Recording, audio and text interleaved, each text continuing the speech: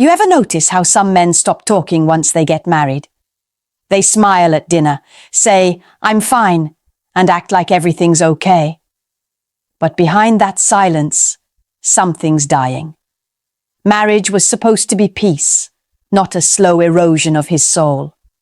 But every day he loses a little more of himself just to keep the peace. Most people think this silence means maturity. It doesn't. It means conditioning. Because what looks like calm is often quiet surrender. In this video, you'll discover the 7 hidden reasons why men suffer in silence inside their own homes, and more importantly, how to finally escape the system that taught them silence was strength. If that picture of silence felt familiar, don't scroll away. Take a second to subscribe and hit like. It tells me this message reached the right man. Now, quick question. Have you ever stayed quiet just to avoid another argument? Type yes or no in the comments. You'll be surprised how many others silently relate to you. Stay here, because what I'm about to reveal next might explain why that silence feels safer and why it's slowly killing your peace. Number 1, the therapy trap. You've been told that therapy will save your marriage, that it will teach you to communicate better, to be more patient, more understanding. But what nobody tells you is that for many men, therapy doesn't rebuild them. It reprograms them. It turns healing into endurance training. Because what most therapists don't address is power. They teach coping. They teach you to manage your reactions instead of questioning why you're constantly the one reacting. And so, session after session, a man learns to swallow disrespect under the disguise of emotional maturity. He learns to sit still while his peace gets dissected and labeled progress. He walks into therapy hoping to be heard, and walks out trained to absorb pain without resistance. The language of healing becomes a script for compliance. Validate her feelings. Don't raise your voice. Understand her triggers. But who is validating his pain? Who is teaching him that silence is not peace? It's paralysis. You see, there's a fine line between emotional growth and emotional submission. When every session ends with the same message, be more patient, be more tolerant, it's not therapy anymore. It's conditioning. It's teaching a man to survive dysfunction instead of confronting it. And that's the quiet tragedy. He mistakes numbness for growth. He confuses suppression with maturity. He calls it self-control, when in reality, it's self-erasure. He doesn't come home from those sessions healed. He comes home quieter. He bites his tongue harder. He convinces himself that peace means keeping his truth buried. But here's the truth. He's not healed. He's trained. Trained to coexist with pain. Trained to sit in a room that keeps shrinking around his soul. And the more he learns to stay silent, the less he recognizes himself. Number 2, weaponized love. In theory, marriage is supposed to be a partnership built on love, loyalty, and shared responsibility. But the moment cracks appear, too many men learn that love can quickly turn into leverage. Suddenly, everything sacred becomes transactional. Children, money, even access to peace. When a relationship begins to crumble, control often replaces connection. Instead of resolving conflict, some women start negotiating through guilt. The message becomes clear. Do what I say, or you'll lose what you love. And for a father, that's not an argument. That's a hostage situation wrapped in emotion. He doesn't want war. He just wants to see his kids smile. So he compromises, he bends, he pays whatever price it takes to avoid becoming the villain in his children's eyes. But each compromise costs him a piece of self-respect. Every child visit scheduled through resentment. Every paycheck divided by threat. Every conversation laced with fear of what she might take next. This is what control through guilt looks like. It's not always loud. Sometimes it's a soft weapon. A quiet reminder that she holds the power to define his worth as a father and a man. And society rewards it. Courts reinforce it. The man who built the home now finances his own exile because the system measures his value in dollars, not devotion. It's a kind of emotional ransom that hides behind noble words like support, responsibility, and co-parenting. But deep down, he knows what it is: punishment dressed as fairness. He's not just losing his money, he's losing his meaning. His kids become pawns in a game he never agreed to play. Love was never meant to be used as currency. Yet here he is, paying for peace that never comes. And that's not family. That's emotional ransom disguised as love. Number 3, the trauma cycle. Some men don't submit because they're weak. They submit because deep inside, there's still that little boy who learned that silence keeps the house from burning down. He grew up watching chaos, the yelling, the slammed doors, the tears that turned into threats. As a boy, he learned a dangerous lesson. Peace is bought with obedience. If he stayed quiet, maybe the storm would pass. If he played the good son, maybe his mother wouldn't cry tonight. That's where the pattern began. Fast forward 20 years. Now he's a husband, a father, a provider. But when conflict rises, his body remembers what his mind forgot. His heart pounds, his voice shakes, and before he knows it, he's that same boy again, trying to stop a war he didn't start. So, he folds. He apologizes for things he didn't do. He gives more than he can afford. Not because he's afraid of his wife, but because he's terrified of reliving his childhood. This is called repetition compulsion. The unconscious drive to recreate old pain, hoping this time it'll end differently. But it never does. Because you can't rewrite trauma by repeating it. You just deepen the wound. He tells himself he's protecting his children from the same chaos he endured. But what he doesn't see is that he's handing them a new kind of brokenness, one built on silence. They don't see a hero. They see a man who disappears to keep the peace. And one day, those same kids will copy him. Not his words, but his silence. He isn't weak. He's reliving a childhood where silence was survival. But what once protected him as a boy now destroys him as a man. Because you can't heal what you keep reenacting. And until he faces the boy inside him, every argument will feel like home, and every surrender will feel like love. Number 4, the intimacy disconnect. In every healthy marriage, intimacy is supposed to be the bridge, the place where both people meet without judgment, where love isn't proven but felt. But when that bridge becomes a battlefield, connection turns into currency. For many men, intimacy is no longer a mutual expression. It's a reward system. Be better, do more, and maybe you'll earn affection. That's the unspoken contract. And so, he performs. He fixes things around the house. He takes the blame. He walks on eggshells. Not because he wants approval, but because he's starving for closeness. The cruel part is that withholding intimacy doesn't just deny his body. It denies his identity. A man who's constantly rejected begins to question his worth. Not just as a partner, but as a man. He starts to internalize her refusal as evidence that he's no longer desirable, no longer needed. This is the psychology of control, using intimacy as leverage. It's not loud manipulation, it's subtle starvation. It teaches him that connection must be earned through compliance. And that's how love turns into negotiation. When touch becomes transactional, love loses its language. He stops initiating, not because he's lost interest, but because he's tired of being treated like an inconvenience. He lies next to her, inches away, but galaxies apart, and convinces himself this distance is normal. But it's not. It's spiritual erosion. It's the slow decay of connection disguised as emotional maturity. When intimacy becomes leverage, love stops being love. It becomes control dressed as virtue. He gives loyalty, she gives conditions, and that's how connection dies quietly.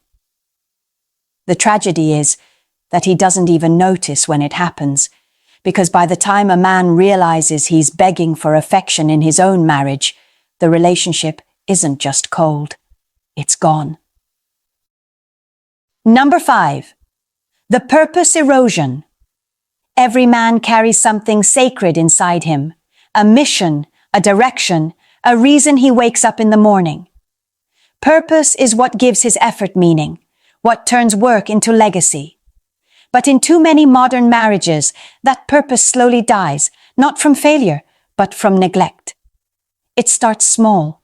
She questions his goals, his decisions, his dreams. Why are you working so late? Why is that project so important? At first he explains, then he defends. Eventually he stops talking about it altogether. Because every time he speaks about what drives him, he feels the quiet resistance of someone who doesn't see the vision, only the inconvenience of it. A man without alignment at home begins to split in two. On the outside, he performs, provider, protector, consistent. But on the inside, his compass spins. He's no longer building something with his partner.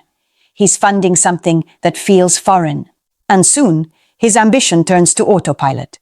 He still provides, but not with passion, with duty. This is ego death through disalignment. When his life's work becomes irrelevant in his own household, he loses the very energy that made him capable of love in the first place. His drive. The same drive that once built, led, protected. The erosion of purpose doesn't just silence a man, it erases him. Because when his mission no longer matters, neither does his presence. He becomes invisible in the very home he built, financing a vision that no longer includes him. When a man's purpose becomes optional, his presence becomes invisible. And a marriage without shared purpose isn't unity. It's competition under one roof. Two people chasing different destinies while pretending to walk the same path. The saddest part? He doesn't even notice the exact moment it happens. It's not a fight or a betrayal. It's the slow death of alignment, the kind of silence that doesn't scream. It just drains. Number 6, the mental collapse. There's a difference between stress and surrender. Most men can handle pressure, deadlines, danger, even chaos.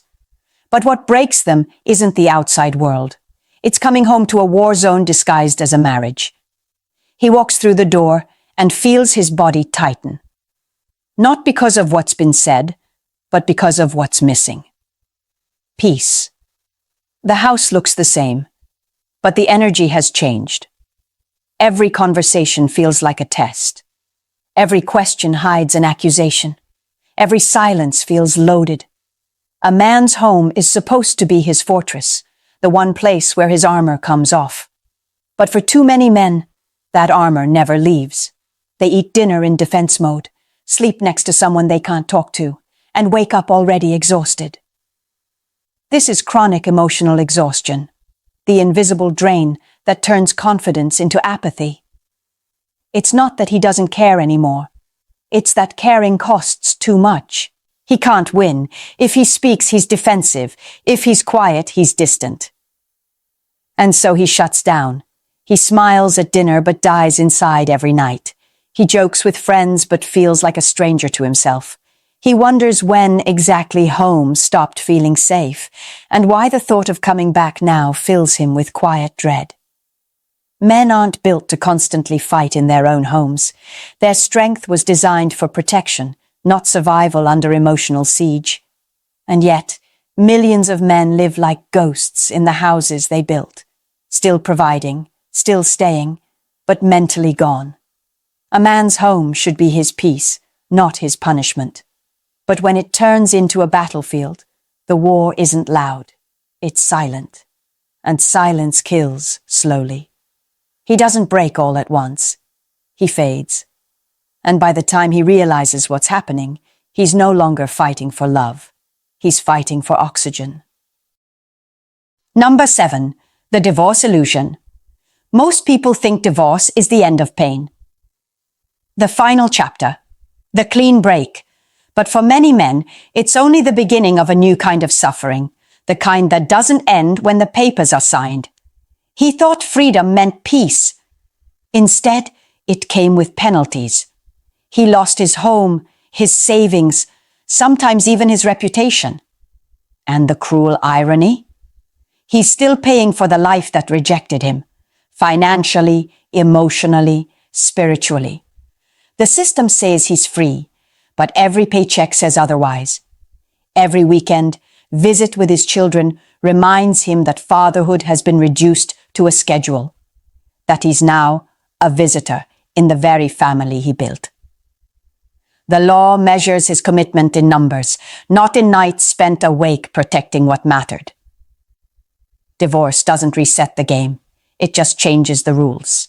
Now she has the house, she has the narrative, and society applauds her starting over while he's labeled the failure. No one asks what it costs a man to rebuild from nothing, not financially, but emotionally. To wake up every morning in silence that used to mean peace, but now just means absence. And here's the darkest part.